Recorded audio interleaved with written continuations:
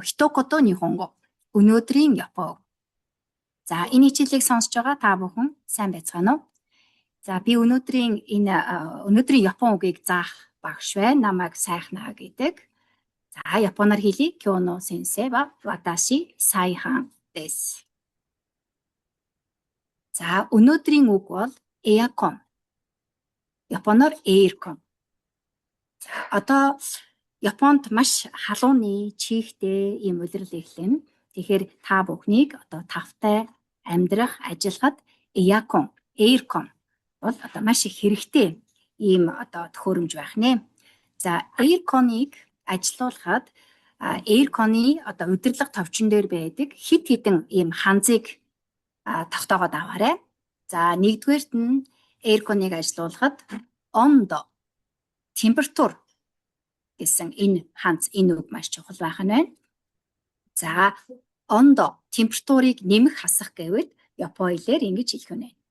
Ондо wo ageru температурыг нэмэх, ондо wo sageru температурыг хасах гэсэн үг байна. За эйрконыг ажилуулахад бас нэг хоёр чухал ханз байгаа. За түүний нэг нь фурё, салхины хэмжээ. За энэ бол эйрконоос одоо үлээж гарах тэр нөгөө үлээж гарч байгаа агаарын одоо их багыг тааруулна гэсэн үг. За хоёр дахь нэг чухал ханз бол жошцу. За Японд халуун тэгээ чихтэй болдог. Тийм болохоор энэ эйрконыг ажилуулад өрөөндөө байгаа чигийг нь одоо баг зэрэг арилгах юм боломжтой байдаг. За тэрийг одоо ажилуулах товчон жошцу гэдэг ийм товчтой байх нэ. За энэ бол эйркон байна. Эйрконы голдуу удирдлагаар удирдана. Удирдлагыг ремокон гэж хэлнэ. За эйрконыг асаахыг эякон wo tsukeru.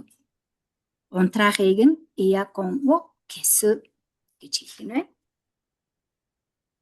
За одоо та бүхэн энэ дэлгэцэнд эйрконы удирдлагыг харж байна.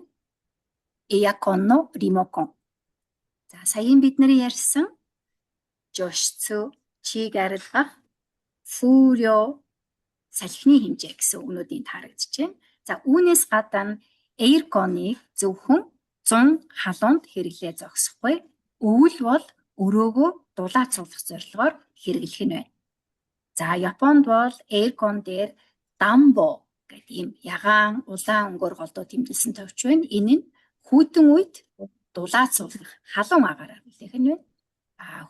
Одоо халуунд бол хөргөх рейбо гэдэг голдуу ийм цэнхэр ийм хүйтэн туяатай өнгөөр тэмдэглэсэн ийм товч байдаг. За далимт нь бас энэ эякон no ремокон байгаа бусад товчуудыг танилцуулъя. За жидо энэ бол автомат гэсэн ийм товч байна. За та бүхэн комбинид орохдоо жидо доа гэх тийм ээ автоматар хаагдаж нээгддэг хаалгануудыг бол зөндөө хардаг баг. За тэн дээр байдаг жидо гэдэг нь өөрөө хөдлөх гэсэн хоёр ханзаас бүрдэж байна. Автомат гэсэн үг байх нэ. За Японд эйрконыг асаахтаа голдуу энэ үнтэн гэдэг энэ одоо ажилуулах гэсэн энэ товчийг дарж асаах нь байна.